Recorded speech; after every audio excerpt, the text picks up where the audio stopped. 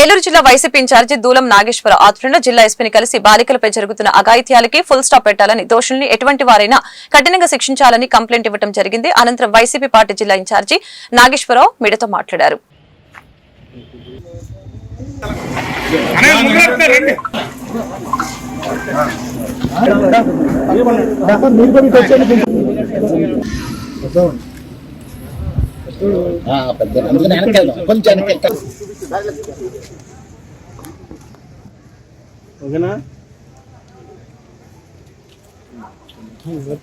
పట్టణంలో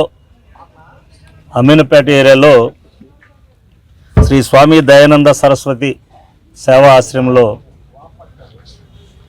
అక్కడ పేద విద్యార్థులు, పేద కుటుంబాల యొక్క బిడ్డలు ఆ యొక్క మరి ఆశ్రమంలో వీరందరూ కూడా అక్కడ ఉన్నటువంటి పరిస్థితులు చూస్తే ఆ ఆశ్రమంలో వార్డెన్గా ఉన్నటువంటి వారి భర్తగా శశికుమార్ అనేటువంటి వ్యక్తి అక్కడ ప్రవేశం చేయటం, అతను వాస్తవంగా ఒక ఫోటోగ్రాఫర్గా ఒక స్టూడియో నడుపుతూ, అదే కాకుండా చింతలపూడి నియోజకవర్గంలో ఉన్నటువంటి ఒక గ్రామం,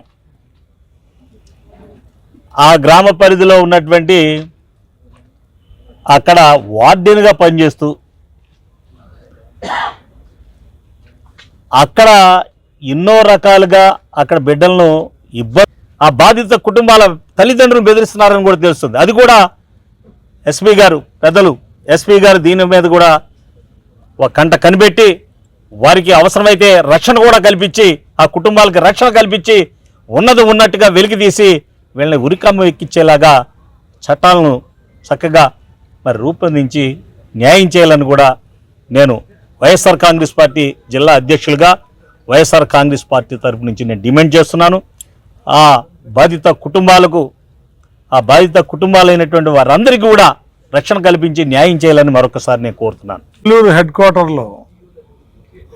అన్ని యొక్క పెద్ద పెద్ద ప్రధాన కార్యాలయాలు, ప్రధాన ఎస్పీ గారు, డిఐజీ గారు, కలెక్టర్ గారు ఉన్న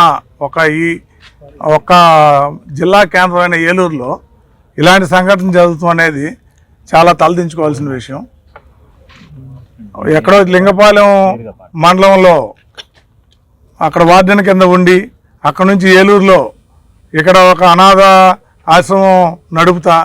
అది బాబా గారి ఆశ్రమం కింద దాన్ని నడుపుతా